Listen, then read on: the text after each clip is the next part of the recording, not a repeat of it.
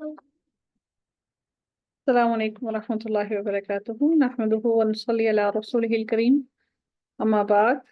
فأعوذ بالله من الشيطان الرجيم. بسم الله الرحمن الرحيم. رب اشرح لي صدري ويسر لي أمري واحلل عقدة من لساني يفقهوا قولي. ربنا زدنا علما اللهم فقهنا في الدين آمین یا رب العالمین. آغاز ہوتا ہے رکوع نمبر 3 کا. اس کی تفسیر کو دیکھتے ہیں. اللہ تعالیٰ ارشاد فرماتے ہیں ان اللہ اشترى من المؤمنین انفسهم واموالهم. اللہ تعالیٰ اس رکوع کے اندر ان لوگوں کا ذکر کرتے ہوئے ارشاد فرماتے ہیں جو کہ مسلمان تھے اور مسلمان ہونے کے ساتھ ساتھ انہوں نے اپنی جانوں اور مالوں کے عوض اللہ تعالیٰ سے ایک سودا کیا. اس خرید و فروخت اور اس تجارت کے بارے میں اللہ تعالیٰ ارشاد فرماتے ہیں کہ ان اللہ اشترى من المؤمنین انفسهم واموالهم. بلا شبہ اللہ تعالیٰ نے مسلمانوں سے ان کی جانوں کو اور ان کے مالوں کو اس بات کے عوض میں خرید لیا ہے کہ ان کو جنت ملے گی. بِأَنَّ لَهُمُ الْجَنَّةَ کہ اللہ تعالیٰ نے ان کی جانوں کو اور ان کے مالوں کو اس جنت کے عوض خرید لیا ہے. اللہ تعالیٰ اب ان لوگوں کا ذکر کرتے ہیں جو لوگ اللہ تعالیٰ کی راہ میں قتال کرتے ہیں، جنگ کرتے ہیں اور جنگ و جدال کرتے ہیں. اللہ تعالیٰ ان کے بارے میں آگے اگلے حصے میں ارشاد فرماتے ہیں کہ یقاتلون فی سبیل اللہ. وہ لوگ جو اللہ کی راہ میں لڑتے ہیں، قتال کرتے ہیں. فَيَقْتُلُونَ اللہ تعالیٰ پھر ان کے لیے فرماتے ہیں جس میں قتل کرتے ہیں اور قتل کیے بھی جاتے ہیں، یعنی کہ قتل بھی کرتے ہیں. وہ جنگ کرنے کے دوران لوگوں کو قتل کرتے ہیں. وَيُقْتَلُونَ اور وہ قتل کیے بھی جاتے ہیں کہ وہ بھی قتل ہو جاتے ہیں بسا اوقات. اللہ تعالیٰ فرماتے ہیں کہ وعدن علیہ حقا فی التوراۃ والانجیل والقرآن. اللہ تعالیٰ نے ان کے ساتھ، ان تمام شہداء کے ساتھ اپنی تمام آسمانی کتابوں کے اندر جس میں تورات، انجیل اور قرآن شامل ہیں، ان تمام کتابوں کے اندر اللہ تعالیٰ نے ان کے ساتھ وعدہ کر رکھا ہے. اور اللہ تعالیٰ یہ فرماتے ہیں کہ اللہ تعالیٰ کا وہ وعدہ حق اور سچ پر مبنی ہے کہ اللہ تعالیٰ نے ان کو یہ وعدہ ان کے ساتھ کر لیا. اور پھر اللہ تعالیٰ پھر آگے مزید اپنے اس وعدے کے بارے میں مزید ایلیبوریٹ کرتے ہوئے فرماتے ہیں کہ وَمَنْ أَوْفَى کہ وہ کون ہے جو پورا کرے بِعَهْدِهِ مِنَ اللَّهِ اللہ تعالیٰ سے زیادہ کوئی ایسا ہے جو اللہ تعالیٰ سے زیادہ وفا کرنے والا ہو وعدے کو. تو اللہ تعالیٰ اب ان لوگوں کو کے بارے میں ارشاد فرماتے ہیں جو اللہ تعالیٰ کی راہ میں جہاد کیا، جنہوں نے اور جن لوگوں نے اپنی جانوں کا نذرانہ پیش کیا. اللہ تعالیٰ ان کو خوشخبری دیتے ہوئے فرماتے ہیں کہ فَاسْتَبْشِرُوا بس ان کو خوشخبری دے دیجئے بِبَيْعِكُمُ الَّذِي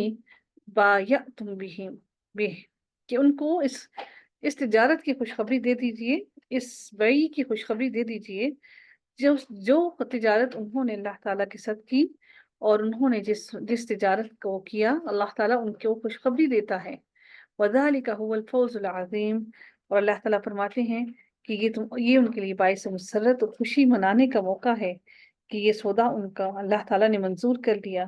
اور اللہ تعالیٰ نے ان کو جان و مال اور ان کی قربانی سے جن لوگوں نے دریغ نہ کیا، ان کی قربانی کو اللہ تعالیٰ نے قبول کرتے ہوئے ان کو بڑی کامیابی عطا کر دی. اور وہ بڑی کامیابی ان لوگوں کے لیے جنت کی کامیابی ہے.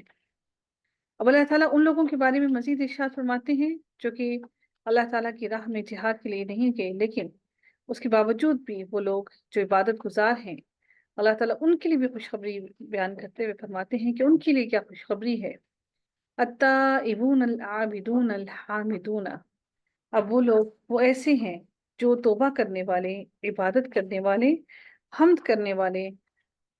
السائحون حون الراکعون الساجدون الآمرون. اللہ تعالیٰ فرماتے ہیں کہ حمد کرنے والے، روزہ رکھنے والے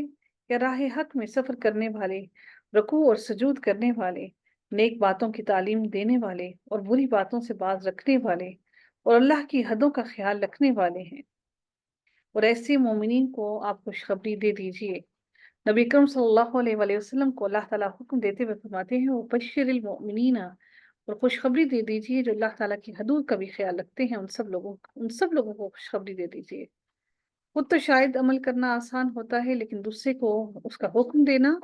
دوسرے کو برائی سے روکنا یہ بہت مشکل کام ہے جس کے لیے اللہ تعالیٰ نے اس آیت کے اندر اللہ تعالیٰ نے ان لوگوں کے لیے خاص خوشخبری کا اعلان کیا جو دوسروں کو بھی برائی سے روکتے ہیں، اور یہ ہم سب پر فرض ہے، کیونکہ ہمارے نبی اکرم صلی اللہ علیہ وآلہ وسلم کے بعد اب کسی نبی نے نہیں آنا۔ یہ امت مسلمہ پر فرض ہے کہ وہ لوگوں کو برائی سے روکیں، وَالنَّاهُونَ عَنِ الْمُنْكَرِ، اور ہمیں چاہیے کہ ہم اللہ تعالیٰ کی حدود کو مکمل طور پر دھیان رکھتے ہوئے ان کا خیال رکھیں اور ان کو نہ توڑیں۔ اگلی آیت میں اللہ تعالیٰ ارشاد فرماتے ہیں کہ یہ ساری اللہ تعالیٰ نے مومنین کی صفات بیان فرمائی ہیں، اور مومنین کی صفات بیان کرتے ہوئے اللہ تعالیٰ نے ان کی ایک ایک بات کو بیان فرما دیا کہ اسی طرح سے ابن کثیر میں ارشاد ہے کہ اور بعض نے اس سے جہاد مراد لیا ہے کہ تاہم سیاحت سے کیا مراد ہے؟ سیاحت سے زمین کی سیاحت مراد نہیں ہے، جس طرح کے بعض لوگوں نے سمجھا کہ سیاحت سے مراد زمین کی سیاحت کرنا ہے۔ در حقیقت ایسا نہیں ہے، سیاحت سے زمین کی سیاحت مراد یعنی کہ زمین کی سیر و تفریح نہیں ہے، بلکہ اسی طرح اللہ کی عبادت کے لیے پہاڑوں، چوٹیوں، غاروں اور سنسان بیابانوں میں جا کر ڈیرے لگانا بھی مراد سے ہرگز نہیں ہے، کیونکہ رہبانیت ہمارے دین میں، ہمارے اسلام میں نہیں ہے۔ البتہ فتنوں کے ایام میں اپنے دین کو بچانے کے لیے شہروں اور آبادیوں کو چھوڑ کر جنگلوں اور بیابانوں میں جا کر رہنے کی اجازت حدیث میں ملتی ہے۔ یہاں پر ہمیں اس آیت کے اندر ایک اور جو پیغام ملتا ہے وہ یہ ہے کہ مومن کامل وہ ہے جو قول اور عمل میں اسلام کی تعلیمات کو اپنی آنکھوں کے سامنے مد نظر رکھتے ہوئے ان چیزوں سے بچنے کی، وہ تمام برائیوں سے بچنے کی کوشش کرے جن سے اللہ تعالیٰ نے روکا ہے، اور اللہ تعالیٰ کی حدود کو پامال نہ کرے بلکہ ان ساری حدود کی پابندی کرے، تو اس صورت میں اللہ تعالیٰ نے مومنین کے لیے خوشخبری رکھی ہے جنت کی۔ لیکن اب ان کے علاوہ اب اگلی آیت میں جو اللہ تعالیٰ جن لوگوں کا ذکر کرنے لگے ہیں، اگلی آیت میں اللہ تعالیٰ ان لوگوں کا ذکر فرماتے ہیں، کہتے ہیں کہ ما کان لنبی والذین آمنوا ان یستغفروا للمشرکین ولو کانوا اولی قربا۔ اللہ تعالیٰ فرماتے ہیں کہ پیغمبر کو اور دوسرے مسلمانوں کو جائز نہیں کہ وہ مشرکین کے لیے مغفرت کی دعا مانگے، اگرچہ وہ رشتہ دار ہی ہوں، اور اس امر کے ظاہر ہو جانے کے بعد کہ یہ لوگ دوزخی ہیں، یعنی کہ اولی القربى من بعد ما تبین لهم انہم اصحاب الجحیم، کہ یہ بات ظاہر ہو جائے کہ وہ جہنمی ہیں، تو اللہ تعالیٰ نے یہاں پر ان کے لیے مغفرت کی دعا کے لیے منع کر دیا، نبیوں کو بھی منع کر دیا۔ اس کی تفسیر میں صحیح بخاری میں آتا ہے کہ جب نبی اکرم صلی اللہ علیہ وآلہ وسلم کے چچا ابو طالب کا آخری وقت آیا تو نبی اکرم صلی اللہ علیہ وآلہ وسلم ان کے پاس گئے، جبکہ ان کے پاس ابو جہل اور عبداللہ بن ابی امیہ بھی بیٹھے ہوئے تھے۔ آپ صلی اللہ علیہ وآلہ وسلم نے فرمایا، چچا جان لا الہ الا اللہ پڑھ لیجئے تاکہ میں اللہ کے ہاں آپ کے لیے حجت پیش کر سکوں۔ ابو جہل اور عبداللہ بن ابی امیہ نے کہا، اے ابو طالب، کیا عبد المطلب کے مذہب سے تو انحراف کرو گے؟ تو یعنی مرتے وقت یہ کرنے لگے ہو، حتیٰ کہ اسی حال میں ان کا انتقال ہو گیا۔ نبی اکرم صلی اللہ علیہ وآلہ وسلم نے فرمایا کہ جب تک اللہ تعالیٰ کی طرف سے مجھے روک نہیں دیا جائے گا میں آپ کے لیے استغفار کرتا رہوں گا۔ استغفار سے یہ مراد نہیں ہے کہ استغفار پڑھیں، بلکہ ان کے لیے دعائیں مغفرت اس سے مراد ہے، جس پر اللہ تعالیٰ نے یہ آیت نازل فرمائی جس میں مشرکین کے لیے مغفرت کی دعا کرنے سے روک دیا گیا۔ اور سورہ قصص کی آیت نمبر 56 کے اندر بھی اسی سلسلے میں نازل ہوئی ہے، اور ایک روایت میں آتا ہے، مسند احمد کی ایک روایت میں ہے کہ نبی کریم صلی اللہ علیہ وآلہ وسلم نے اپنی والدہ کے لیے مغفرت کی دعا کرنے کی اجازت طلب فرمائی، جس پر یہ آیت نازل ہوئی، جو کہ مسند احمد کی حدیث نمبر 355 میں ہے۔ اور نبی کریم صلی اللہ علیہ وآلہ وسلم نے اپنے مشرک قوم کے لیے جو دعا فرمائی تھی، اللہم اغفر لی قومی فإنہم لا یعلمون، یا اللہ میری قوم بے علم ہے، اس کی مغفرت فرما دیجئے، یہ آیت کے منافی نہیں ہے، اس لیے کہ اس کا مطلب ان کے لیے ہدایت کی دعا ہے، یعنی وہ میرے مقام و مرتبہ سے ناآشنا ہیں، اسے ہدایت سے نواز دیجئے تاکہ وہ مغفرت کے اہل ہو جائیں۔ تو اس سے مراد یہ ہرگز نہیں تھی کہ نبی کریم صلی اللہ علیہ وآلہ وسلم نے زندہ کفار و مشرکین کے لیے دعائیں مغفرت کی، بلکہ نبی کریم صلی اللہ علیہ وسلم نے ان کے لیے ہدایت کی دعا مانگی اور مردہ کفار کی لیے مغفرت کی دعا نہیں کی۔ اگلی آیت کو دیکھتے ہیں کہ اسی آیت کی اگلی کڑی جو ہے وہ ملتی ہے حضرت ابراہیم علیہ السلام کے والد کی مغفرت کی دعا کی جا رہی ہے۔ یہاں سے معلوم ہوتا ہے کہ رشتہ داروں کی بات کی جا رہی ہے کہ اگر وہ ایمان پر، دین پر ان کا خاتمہ نہ ہو، وہ ایمان پر نہ مرے، دین پر نہ مرے، وہ مسلمان نہ مرے، تو ان کے لیے آگے اللہ تعالیٰ نے مزید الیبوریٹ کیا حضرت ابراہیم علیہ السلام کے والد صاحب کا بھی والد کا ذکر کرتے ہوئے بھی اللہ تعالیٰ نے فرمایا وَمَا كَانَ اسْتِغْفَارُ إِبْرَاهِيمَ لِأَبِيهِ إِلَّا عَن مَّوْعِدَةٍ وَعَدَهَا إِيَّاهُ۔ اللہ تعالیٰ ارشاد فرماتے ہیں اور ابراہیم علیہ السلام کا اپنے باپ کے لیے دعائے مغفرت مانگنا وہ صرف وعدہ کے سبب تھا۔ استغفار مانگنا ان کا ابراہیم علیہ السلام کا اپنے والد صاحب کے لیے عن موعدۃ کہ ان کا اس لیے تھا، وعدہا کہ ان کا وعدہ تھا اپنے باپ سے، ایاہو انہوں نے وعدہ کر رکھا تھا کہ وہ اللہ تعالیٰ سے ان کے لیے مغفرت کی دعا مانگیں گے، جو انہوں نے اس سے وعدہ کر لیا تھا۔ پھر جب ان پر یہ بات اللہ تعالیٰ کی طرف سے ظاہر ہو گئی کہ وہ اللہ کا دشمن ہے، فلما تبین له انه عدو للہ کہ جب ان پر یہ بات ظاہر ہو گئی کہ وہ دشمن ہے اللہ تعالیٰ کا، تبرأ منہ تو انہوں نے کیا کیا اس کے بعد، تو وہ اس سے محض بے تعلق ہو گئے، انہوں نے اس کے بعد اپنے والد کے لیے دعائے مغفرت نہیں کی۔ جب ان پر یہ بات واضح ہو گئی کہ میرا باپ اللہ کا دشمن ہے اور جہنمی ہے، تو انہوں نے اس سے اظہار براءت کر دیا کہ میں بری ذمہ ہوں اس بات سے، اور اس کے بعد انہوں نے مغفرت کی دعا مانگنا اپنے والد کے لیے ترک کر دی۔ اللہ تعالیٰ مزید ارشاد فرماتے ہیں ان ابراہیم لأواہ حلیم۔ اللہ تعالیٰ فرماتے ہیں کہ واقعی ابراہیم علیہ السلام بڑے نرم دل اور بردبار تھے۔ اگلی آیت میں اللہ تعالیٰ ارشاد فرماتے ہیں وَمَا كَانَ اللَّهُ لِيُضِلَّ قَوْمًا بَعْدَ إِذْ هَدَاهُمْ حَتَّى يُبَيِّنَ لَهُم مَّا يَتَّقُونَ۔ اللہ تعالیٰ فرماتے ہیں کہ اور اللہ ایسا نہیں کرتا کہ کسی قوم کو ہدایت کر کے بعد میں گمراہ کر دے، جب تک کہ ان چیزوں کو صاف صاف نہ بتلا دے جن سے وہ بچیں۔ کہ اللہ تعالیٰ اپنی حدود کو جب تک نہ بتائے، کبھی بھی اللہ تعالیٰ کسی بھی قوم کو گمراہ نہیں کرتا۔ اللہ تعالیٰ ہر کسی کو اس کو صحیح اور غلط راستے کو بتانے کے بعد اگر کوئی اللہ کے راستے سے ہٹ جائے تو یہ اس کے اپنے ذمے ہے۔ جب اللہ تعالیٰ نے مشرکین کے حق میں مغفرت کی دعا کرنے سے روکا تو بعض صحابہ کو جنہوں نے ایسا کیا تھا یہ اندیشہ ہوا کہ ایسا کر کے انہوں نے گمراہی کا کام تو نہیں کیا، تو اللہ تعالیٰ نے فرمایا کہ اللہ تعالیٰ جب تک بچنے والے کاموں کی وضاحت نہیں فرما دیتا اس وقت تک ان پر مواخذہ بھی نہیں فرماتا، نہ اسے گمراہی قرار دیتا ہے۔ البتہ جب ان کاموں سے نہیں بچتا جب کوئی تو جن سے روکا جا چکا ہے تو پھر اللہ تعالیٰ اسے گمراہ کر دیتا ہے۔ اس لیے جن لوگوں نے اس حکم سے قبل اپنے فوت شدہ مشرک رشتہ داروں کے لیے مغفرت کی دعائیں کی ہیں، اللہ تعالیٰ ان سے مواخذہ ہرگز نہیں کرے گا، کیونکہ اس وقت تک ان کو اس کا علم نہیں تھا۔ لیکن اگر ہم میں سے کوئی یہ سمجھتا ہے کہ ہمیں اس چیز کا علم نہیں تھا، تو ہمارے پاس تو قرآن موجود ہے، ہمارے پاس تو ہدایت کی پوری کتاب موجود ہے،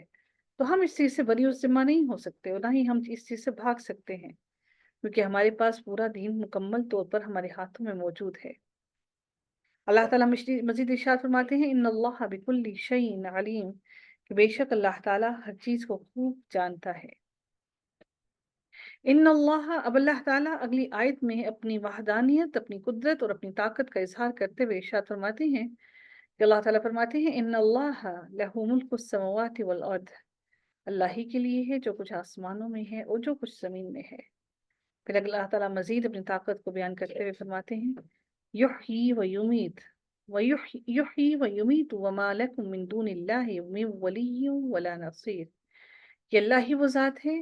جو زندہ کرتا ہے اور وہی وہ ذات ہے جو موت دیتا ہے، اور اللہ تعالیٰ کے سوا تم کسی کو اپنا دوست، کسی کو اپنا مددگار ہرگز نہ پاؤ گے۔ اللہ تعالیٰ قرآن میں بار بار فرماتے ہیں کہ وما لکم من دون اللہ، تمہارے لیے اللہ کے سوا من ولی، کوئی ولی نہیں ہے، ولا نصیر، اور کوئی مددگار نہیں ہے۔ تو ہم کس طرح سے بہت سے لوگوں کو اپنا ولی اور اپنا مددگار بنانے کو اور ان سے مدد مانگنے کو کہتے ہیں کہ وہ ہمارا مددگار ہے، جس طرح سے اہل بیت کو اور حضرت علی رضی اللہ تعالیٰ عنہ کو لوگ کہتے ہیں۔ اللہ تعالیٰ ہم سب کو اس گمراہی سے محفوظ رکھے۔ اللہ تعالیٰ ارشاد فرماتے ہیں لقد لقد تاب اللہ علی النبی والمہاجرین والانصار. اللہ تعالیٰ ارشاد فرماتے ہیں کہ بلا شبہ اللہ تعالیٰ نے پیغمبر کے حال پر توجہ فرمائی اور مہاجرین اور انصار کے حال پر بھی جنہوں نے ایسی تنگی کے وقت پیغمبر کا ساتھ دیا. والانصار الذین اتبعوہ فی ساعۃ العسرہ، اس تنگی کے وقت میں انہوں نے حضرت محمد صلی اللہ علیہ وآلہ وسلم کی مدد فرمائی. اس سے مراد جنگ تبوک کا وہ سفر تھا جو کہ تنگی کا وقت قرار جس کو دیا گیا، اس لیے کہ ایک تو اس وقت موسم بہت سخت گرم تھا، اور دوسرے فصلیں تیار تھیں، اور تیسرے سفر خاصا لمبا تھا، اور چوتھے وسائل کی بھی بہت زیادہ کمی تھی، اور اسی وجہ سے اس کو تنگی کا قافلہ یا لشکر کہا جاتا ہے. اور یہاں پر اور مزید کیا ارشاد فرمایا گیا ہے کہ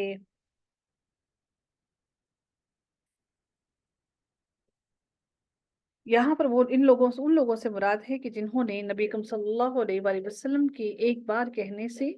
ایک بار ہی بلانے سے انہوں نے نبی اکرم صلی اللہ علیہ وآلہ وسلم کے بلانے پر لبیک کہا، اور وہ فوراً ہی غزوہ تبوک میں شامل ہو گئے. حالانکہ ان کی فصلیں تیار کھڑی تھیں اور انہوں نے اس کی کٹائی کرنی تھی، ان کے پورے سال کی محنت تھی، اور روزگار کی کم تنگی بھی تھی، رزق کی بھی تنگی تھی، لیکن اس کے باوجود بھی انہوں نے لبیک کہہ کر، مہاجرین بھی اس میں شامل تھے، اللہ تعالیٰ نے اس میں مہاجرین کو بھی خوشخبری دی، اور اللہ تعالیٰ نے ان کو بھی خوشخبری دی جو انصار تھے ان کے لیے بھی. اللہ تعالیٰ نے ارشاد فرمایا یہاں پر کہ اللہ تعالیٰ نے پیغمبر کے حال پر توجہ فرمائی اور مہاجرین کی انصار کے حال پر بھی جنہوں نے ایسی تنگی کے وقت پیغمبر کا ساتھ دیا. اللہ تعالیٰ مزید ارشاد فرماتے ہیں من بعد ما کاد یزیغ قلوب فریق منہم ثم تاب علیہم. اللہ تعالیٰ فرماتے ہیں کہ اس کے بعد کہ ان میں سے ایک گروہ کے دلوں میں کچھ ان کے دلوں میں ٹیڑھ پن آ گیا، تزلزل ہو چلا تھا. ان کے دلوں میں تزلزل کیا آیا تھا کہ یہ ایک دوسرے گروہ کا ذکر ہے جسے مختلف وجوہات کی بنا پر ان کو شروع میں تردد ہوا، مشکل ہوئی کہ ہم جائیں یا نہ جائیں، لیکن پھر جلد ہی وہ اس کیفیت سے نکل گئے جنہوں نے فوراً ہی لبیک نہیں کہا، اور فوراً ہی اس کے لیے جہاد کے لیے شامل نہیں ہو گئے، بلکہ ان کے دلوں میں تھوڑی سی کھٹک تھی، لیکن جلد ہی ان کے دل اس پریشانی سے باہر نکل آئے اور وہ بھی جہاد میں شریک ہو گئے. اللہ تعالیٰ اب یہ دوسرے گروہ کا ذکر ہو رہا ہے. ایک پہلا وہ گروہ جنہوں نے فوراً لبیک کہا، دوسرا گروہ وہ جن کے دلوں میں تھوڑا سا پریشانی آ گئی اور جن کے تھوڑے سے قدم لڑکھڑا گئے. اللہ تعالیٰ فرماتے ہیں اِنَّهُ بِهِمْ رَءُوفٌ رَحِيمٌ. اللہ تعالیٰ فرماتے ہیں کہ پھر اللہ نے ان کے حال پر توجہ فرمائی، بلا شبہ اللہ تعالیٰ ان سب پر بہت شفیق مہربان ہے. اب تیسرے گروہ کا ذکر کیا جا رہا ہے اگلی آیت کے اندر، وَعَلَى الثَّلَاثَةِ الَّذِينَ خُلِّفُوا. اللہ تعالیٰ فرماتے ہیں کہ اور 3 شخصوں کے حال پر بھی جن کا معاملہ ملتوی چھوڑ دیا گیا تھا. یہ بڑی اہم بات ہے. یہ وہ 3 لوگ کون تھے جن کا معاملہ ملتوی چھوڑ دیا گیا تھا، جن کا معاملہ اللہ تعالیٰ کے ذمہ چھوڑ دیا گیا تھا. وَعَلَى الثَّلَاثَةِ الَّذِينَ خُلِّفُوا، یعنی وہ جو لوگ 3 تھے جن کا معاملہ چھوڑ دیا گیا تھا، ان کے لیے کیا معاملہ ہوا کہ یہ لوگ ان لوگوں کے بارے میں جو روایات میں آتا ہے وہ یہ ہے کہ 50 دن کے بعد ان کی توبہ قبول ہوئی تھی، اور یہ 3 صحابہ تھے. ان 3 صحابہ کے نام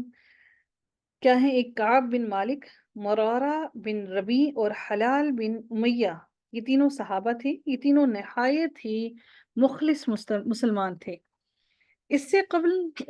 ہر غزوے میں وہ شریک ہوا کرتے تھے، لیکن اس غزوہ تبوک میں صرف ان کو صرف اور صرف غزوہ تبوک کے اندر وہ لوگ شامل نہیں ہوئے. بعد میں انہیں اپنی غلطی کا احساس ہوا تو سوچا کہ ایک غلطی پیچھے رہنے کی تو ہو ہی گئی ہے، لیکن اب منافقین کی طرح رسول اللہ صلی اللہ علیہ وآلہ وسلم کی خدمت میں جھوٹا عذر پیش کرنے کی غلطی نہیں کریں گے. تو تاہم انہوں نے کیا کیا کہ وہ نبی اکرم صلی اللہ علیہ وآلہ وسلم کی خدمت میں حاضر ہوئے، اپنی غلطی کا اعتراف کیا، اور اس کی سزا کے لیے آپ صلی اللہ علیہ وآلہ وسلم کے سامنے خود کو پیش کر دیا. نبی اکرم صلی اللہ علیہ وآلہ وسلم نے ان کے معاملے کو اللہ تعالیٰ کے سپرد کر دیا کہ وہ ان کے بارے میں کوئی حکم نازل فرمائے گا. تاہم اس دوران آپ نے صحابہ کرام کو ان تینوں افراد سے تعلق قائم رکھنے، حتیٰ کہ ان سے بات چیت کرنے سے بھی روک دیا،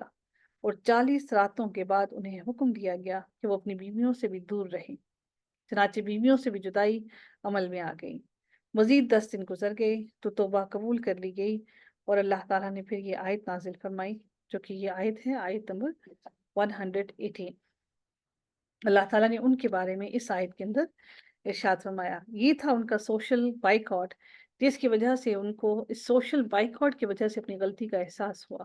اور آج اگر ہم گناہوں میں پڑے رہتے ہیں اور اپنی غلطی کا احساس نہیں کرتے، منافقت کرتے ہیں، اس کی بہت بڑی وجہ یہی ہے کہ ہمارے معاشرے کے اندر سے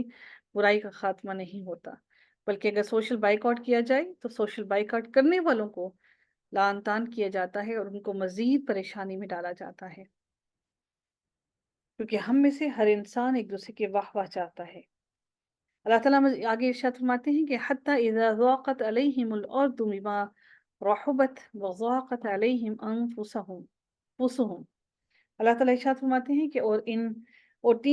یہاں تک کہ جب زمین باوجود اپنی فراخی کے ان پر تنگ ہونے لگی، یعنی کہ تمام رشتے ناطے توڑ دیے گئے،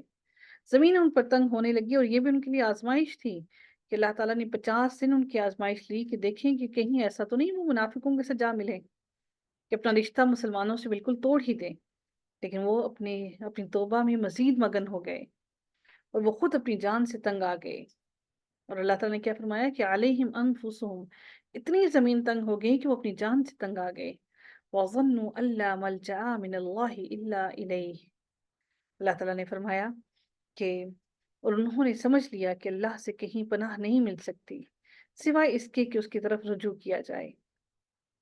ثم تاب علیہم لیتوبوا، اللہ تعالیٰ ارشاد فرماتے ہیں کہ پھر ان کے حال پر توجہ فرمائی تاکہ وہ آئندہ بھی توبہ کر سکیں۔ بے شک اللہ تعالیٰ وہ توبہ قبول کرنے والا اور بہت مہربان ہے۔